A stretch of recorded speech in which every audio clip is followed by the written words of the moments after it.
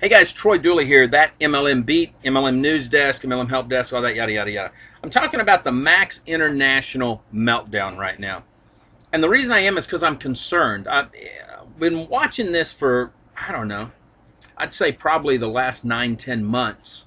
And over the last few weeks, I've dug a little deeper into things because I started seeing some little posts popping up here about Lucas suing, over here, suing Max suing Ken Dunn, Max terminating people. And it all started back when I started following him when Angel Lee was the CEO, because Angel Lee is somebody that I'd been to a training to, liked his style of what he was doing. I knew that he was now a master distributor at another company, and I thought, well, this is a little weird. Well, I started looking at all these websites, started reading all these articles, went over into the court. See, it's one thing to get a person's subjective opinion, whether it's mine or somebody else's. It's another thing when you can grab documentation from the courthouses and start reading through. Because when you see one lawsuit here and you see one lawsuit there and then you see another, you start whiteboarding it out to say, what's the common denominator?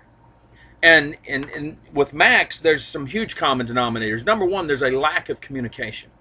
Okay, all of a sudden when you go from well, there's Success from Home. They've done 2 of those magazines that I've gotten copies of, and it's interesting to see where they're praising one CEO and team, and then the next thing they're praising another one, but it's almost the identical words, and all of a sudden you start to realize this is just rogue. This isn't really, they don't believe this, they're just writing it. Their product, we've praised their products. They did lose their number one formulator on one of their products, and that's sad because he was really the mastermind. His whole clinic and his labs and stuff out of Phoenix, they had really put some good work in it. He was a good doctor.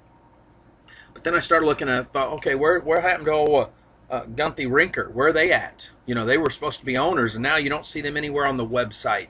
I start to see where Mr. Case now is out of his job. He was actually a pretty rocking little motivating dude up there, and all of a sudden he's gone.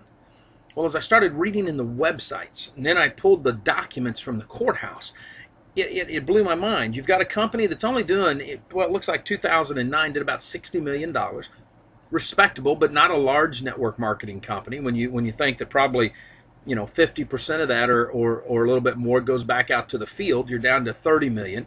Now you've got your overhead. But what caught my attention in especially in this one, and we're going to put this up here for you to research and look at, was the fact that some of the executives, it seems that their compensation was tied to the compensation plan, meaning they were given positions in the comp plan. Now here's where this will get a little strange to me, does that mean they went above the master distributor, or did they go underneath the master distributor? See, if they go underneath the master distributor, then nothing's out of the field. The master distributor is the motivator. He's the one that took the risk coming into the company. He should get rewarded. Now, I'm not saying the executives didn't take a risk too. Okay, everybody's at risk here, but how do you make that work? Because this is something you never hear talked about by the average people. All of a sudden everybody's making money. Well, and I don't think there's anything unethical with an executive's pay being tied to the compensation plan. As a matter of fact, it's probably no different than a board of directors' pay being tied to the price fluctuation of the stock. If you're doing a good job, you make more money, you get paid more. If the stock, if you're doing in a publicly traded company, you're doing well, then the board of directors can make more money because they're paid in stock. So that part's cool.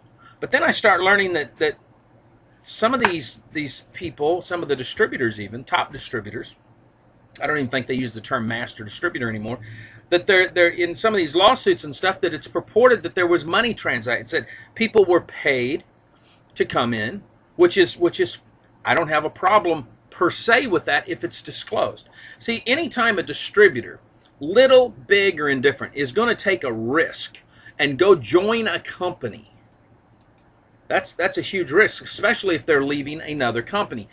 If they're paid, it's a free market agency or agent. If a company wants to do that, so be it. I'm not here to judge them. I don't think you've got skin in the game that way. So I don't think you're sold out to the company. I think when you take a company that says, look, we don't know if it's going to work or not.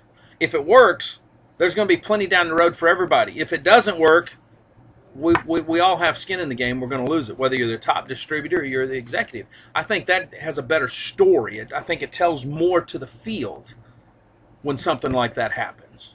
But I'm not here to judge. I'm here to look at why the meltdown, why the lack of trust, why a predatory, dictatorial type of executive leadership team at Max, and they're running off some of the great distributors that they've had.